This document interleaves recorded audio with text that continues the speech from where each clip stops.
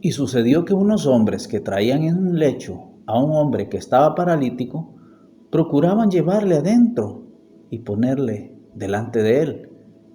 Pero no hallando cómo hacerlo a causa de la multitud, subieron encima de la casa y por el tejado le bajaron con el lecho, poniéndole en medio delante de Jesús. Al ver la fe de ellos, le dijo: Hombre, tus pecados te son perdonados. Lucas capítulo 5, versos 18 al 20. Un acontecimiento maravilloso que denota la fe de estos hombres que llevaban al paralítico, pues sus hechos probaron su fe. Otros, al ver la multitud y considerar que era imposible llegar a Jesús, se hubiesen regresado o hubieran esperado a que Jesús saliera de la casa. No es que el paralítico no tuviera fe, sino que por su condición le era imposible mostrarla. Quizás a lo mejor era parapléjico, había perdido hasta la facultad de hablar, mucho menos mover cualquier músculo o miembro de su cuerpo. Algo impactante de la fe de estos hombres es que lo que procuraron fue que el paralítico estuviera delante de Jesús. Una vez puesto frente a Jesús, no solamente quedó expuesta su limitada humanidad, sino que frente al Maestro quedó desnuda su miseria espiritual. Jesús miró la fe de aquellos hombres y fue movido a misericordia ante la miseria física y espiritual del paralítico. Y sucedió el milagro que nadie pudo ver en ese entonces. Al paralítico le fueron perdonados sus pecados. Jesús fue criticado por los religiosos por decirle: tus pecados te son perdonados. Pero la sanidad física de ese hombre fue la evidencia que Jesús le había perdonado sus pecados.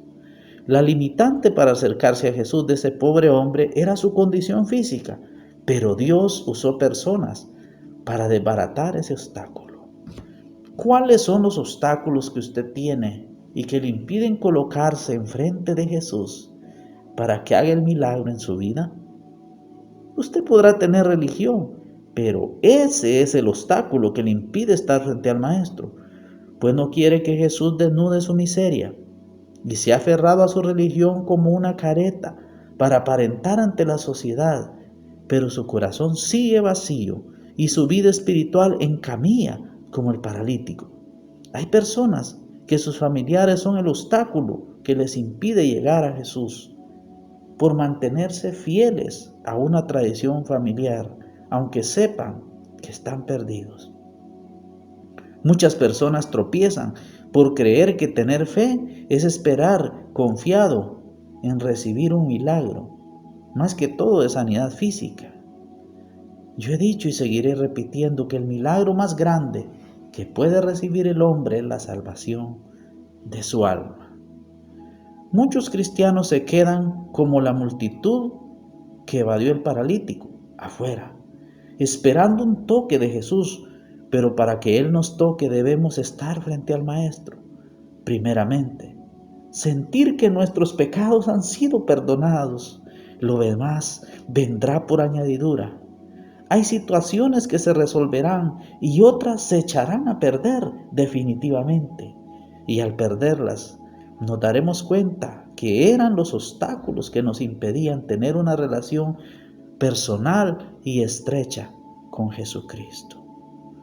Cuando nos encontramos con Jesús, dejaremos de depender de la camilla que nos cargaba.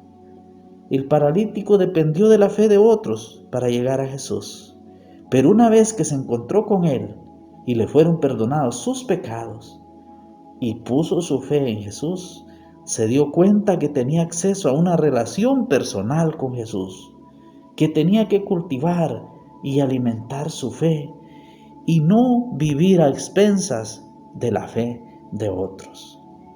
La fe no es el conocimiento intelectual de que hay un Dios y que puede hacer maravillas con las personas. Fe es abandonarnos como niños en los brazos de Dios, confiando que no nos dejará caer y que siempre nos sostendrá por difícil que sea la situación en que nos encontremos, y que Él puede y quiere obrar maravillas en cada uno de nosotros. Es saber que aunque todo parezca ir mal, Dios tiene el control de mi vida y de todo lo que me rodea. Y la certeza de saber que mis pecados, que me habían condenado al infierno y a la muerte, fueron perdonados por Jesús. Y ese destino infame, Cristo lo cambió con su sacrificio en la cruz por salvación y vida eterna.